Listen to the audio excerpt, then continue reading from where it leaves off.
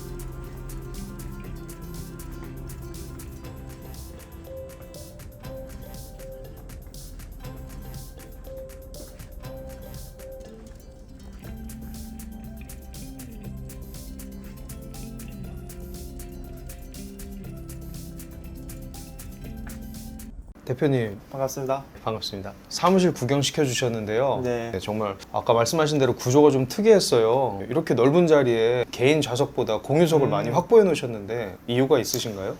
개인석과 공용석이 공존해 있습니다. 보셔서 아시겠지만 이렇게 공유 오피스 형식으로 되어 있는 탁자도 있고, 그 다음에 정말 개인의 프라이버시 딱 되어 있는 책상도 있는데, 저는 그렇게 생각을 해요. 사람들이 이제 착각하는 게 출근하면 마치 일한다는 느낌을 받거든요. 근데 제가 이제 지휘 생활을 좀 뭐 한 8년 이제 하다 보니까 얼굴을 못 봐도 실적을 잘 하시는 분들은 돈을 잘 벌어가고 그 다음에 꾸준히 하는 경우가 많고요. 출근은 잘 하시는데 실적이 없어서 돈을 못 벌어 가시는 분들은 아무리 근태가 좋다 하더라도 집에 금방 가시더라고요. 집에 간다는 말은 이제 그만두는 이야기인데, 여기서 제가 좀 해법을 좀 찾은 것 같아요. 운영을 하다 보니까 이런 거죠. 처음에는 공용석을 해야 될지 고정석을 줘야 될지, 고정석도 줘봤고 공용석도 줘봤고, 사실은 여러 가지 사무실이 공존합니다. 그리고 19층 저희 위에 사무실 같은 경우에는 사실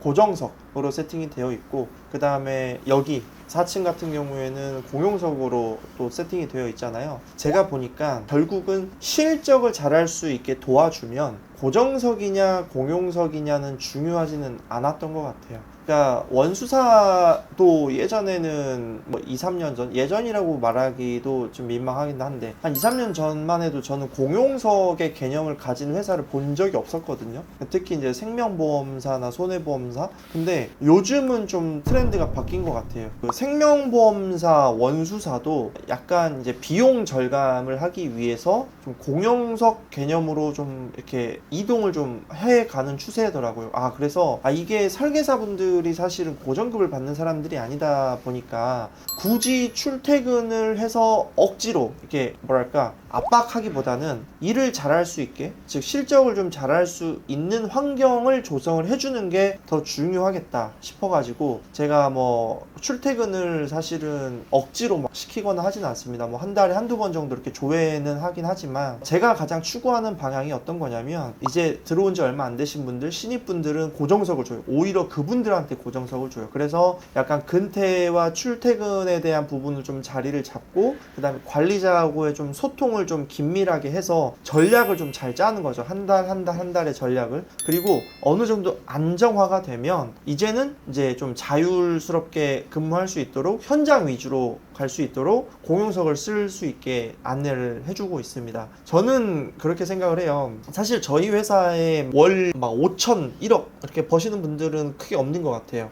있긴 하죠. 몇 분이 있긴 하지만 정말 특출나신 분들이고, 근데 저는 자신 있는 게 뭐냐면, 본인이 시장이 없다. 예를 들어서 나 영업을 좀 해보고 싶은데 도대체 어디를 가야 될지, 어떻게 가야 될지, 나 지인한테 한두 달 하다가 정말 끝날 것 같은데 라고 생각이 드시는 분들은 저희 회사로 오면 정말 좋습니다. 제가 뭐 2, 3천만 원 벌 수 있습니다. 뭐 4, 5천 벌 수 있습니다. 이런 말을 약속하고 싶지는 않아요. 하지만 직장인들보다는 조금 높은 연봉에 자기가 조금 더 노력했을 때 그만한 충분한 대우는 받을 수 있고, 그 다음에 좀 편하게 일할 수 있지 않을까? 그러니까 이게 편하게라는 거를 너무 착각하시면 안 되는 게, 놀고 먹고 돈이 들어오는 게 아니에요. 정말 다른 데서 의무적으로 출퇴근해야 되고 뭐 결과값 보고해야 되고 막 그런 어려움보다는 저희가 주는 시장을 제공해서 조금 그 지인에 대한 영업에 부담을 덜어주는 걸 저는 편하게라고 말씀을 드리는 거거든요. 그래서 그런 분들이 좀 오시면 한 달에 뭐 한 500에서 1000, 1500 이 정도 벌어 가시는 데는 크게 문제는 없기 때문에, 오히려 저는 그 못 벌어가는 사람들보다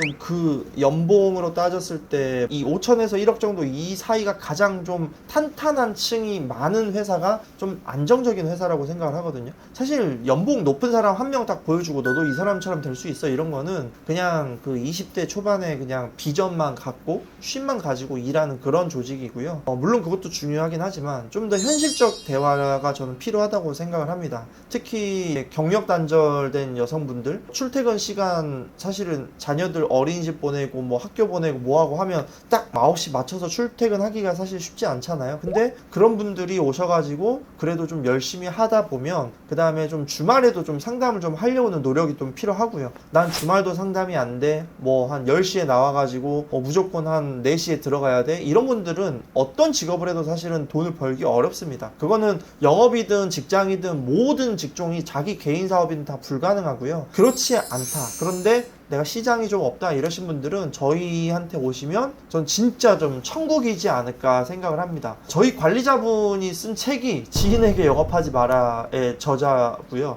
그 다음에 저희 오시면 나중에 보여드리겠지만 현황판을 쭉 FC분들의 실적을 보시면 400, 500, 600 이런 실적을 하진 않아요. 대신에 잘하는 사람이 200, 300 이렇게는 하죠. 근데 그런 분들이 지인 없이도 현재 그런 실적을 올리고 있는 상황입니다. 그래서 저는 여러분들도 그렇게 할 수 있다고 생각을 하고, 그리고 그런 문화에 저희는 최적화되어 있거든요. 그래서 굳이 사실 고정석을 줄 필요는 없고 그분들이 좀 현장 위주로 가서 영업할 수 있게 좀 도와주는 그런 시스템으로 저희 사무실이 좀 만들어져 있습니다. 궁금하신 게 좀 도움이 되셨나요? 아마 좀 이게 이제 하이브리드 형식이라고 하는데, 오히려 저희 쪽에 오시면 경력자분들이 양해를 해줍니다. 더 연차월 분들은 오히려 너희들이 고정석을 가져가라. 왜? 자기는 실제로 아침에 출근을 현장으로 합니다. 현장으로 해버리니까 굳이 사무실에 와가지고 고정석을 딱 써야 된다 이런 건 없고, 그리고 오시더라도 이 고정 업무 공간이 또 따로 되어 있기 때문에 집중해서 해야 된다라고 하면 거기를 또 쓰실 수 있으니까 좀 뭐랄까 최적화되지 않았을까라고 생각을 합니다. 일할 의지가 있으신 분들은 정말 최고의 조건이고요. 사실 이제 의지가 없으신 분들은 원수사를 애초에 한번 한 3개월에서 6개월 정도 경험해 보시는 것도 저는 좋은 방법인 것 같기는 해요. 근데 너무 오래 있을 필요는 없고 한 3개월에서 6개월 정도 이내면 괜찮을 것 같아요. 아마 우리 사무실에 대해서 좀 궁금하셨던 분들이 많이 계시고 댓글에도 질문을 주셨던 것 같은데, 이 정도 제가 답변 드리면 충분한 답변이 된 것 같습니다. 네, 감사합니다. 네.